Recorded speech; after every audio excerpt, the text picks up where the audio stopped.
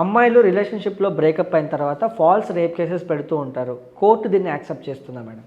Courts ఏం డమ్ కాదు, courts ఏమి అంత ఈజీగా ఫోల్ చేయలేం. ఇప్పుడు అమ్మాయి ఒక రిలేషన్షిప్లో ఉంది, కొన్ని మంత్స్ కొన్ని ఇయర్స్ ఉన్న తర్వాత ఫెయిల్ అయింది. సో అంటే ఏంటంటే ఇద్దరు కలిసి కంపాటబిలిటీ లేదు అని చెప్పేసి విడిపోయిన తర్వాత కూడా ఆ అమ్మాయి యాక్సెప్ట్ చేయలేక ఇట్లాంటి కొన్ని సెక్షన్స్ ఉన్నాయని చెప్పేసి మిస్యూజ్ చేసుకుందా అని చెప్పేసి కేసు పెడితే కోర్ట్స్ ఏమంత పిచ్చి కాదు.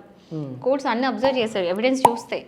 ఒకవేళ ఎవిడెన్స్ కనుక ప్రాపర్గా అమ్మాయి పెట్టింది క్లియర్ లేకపోతే అమ్మాయి మీద కేసు ఉల్టా అయ్యే ఛాన్సెస్ ఉన్నాయి. బట్ ఈ లోపల అబ్బాయికి అయ్యే నష్టం అయిపోద్ది. అంటే ఒక్కసారి ఇది నాన్ బైలబుల్ అఫెన్స్ కాబట్టి వెంటనే తీసుకెళ్ళి అరెస్ట్ చేయడము, డిమాండ్లో పెట్టడము, ఆ అబ్బాయికి ప్రూవ్ చేసుకోవడానికి లేదా యాంటిసిపేటరీ బెయిల్ తీసుకోవడానికి ఇంత ప్రాసెస్ ఉంటుంది. సో అబ్బాయిలు ఇట్లాంటి సెక్షన్ ఉంది కాబట్టి అలర్ట్ కండి. సో ఈ సెక్షన్లో ఒకటి క్లియర్ ఒక డీటెయిల్ చెప్తే ఏంటంటే, ఈ సెక్షన్ అనేది ఏదైతే ఉందో బిగినింగ్ నుంచి అంటే డే 1 నుంచి ఆ అబ్బాయికి చీటింగ్ చేయాలి అనే పర్స్పెక్టివ్లో ఉంటే తప్ప ఈ సెక్షన్ అప్లై అవ్వదు. అంటే నిజంగా కూడా అమ్మాయి మీద ఇష్టంతో రిలేషన్షిప్లో ఉండి తర్వాత వర్కౌట్ కానప్పుడు ఆ అబ్బాయి వదిలేస్తే అసలు ఇది కేసే కాదు.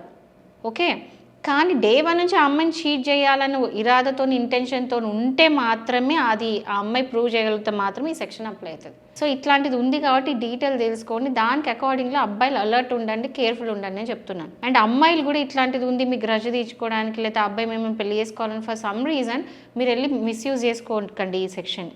బికాజ్ అది మీకు మళ్ళీ తిరిగి కొట్టే ఛాన్సెస్ ఉన్నాయి. ఎందుకంటే అబ్బాయి కనుక ప్రూవ్ చేసిండు అనుకోండి రిటర్న్ మీ మీద కేసు అవుతుంది కదా. సో అమ్మాయిలు కూడా ఇట్లాంటివన్నీ మిస్యూజ్ చేసుకోకుండా చెప్తున్నారు.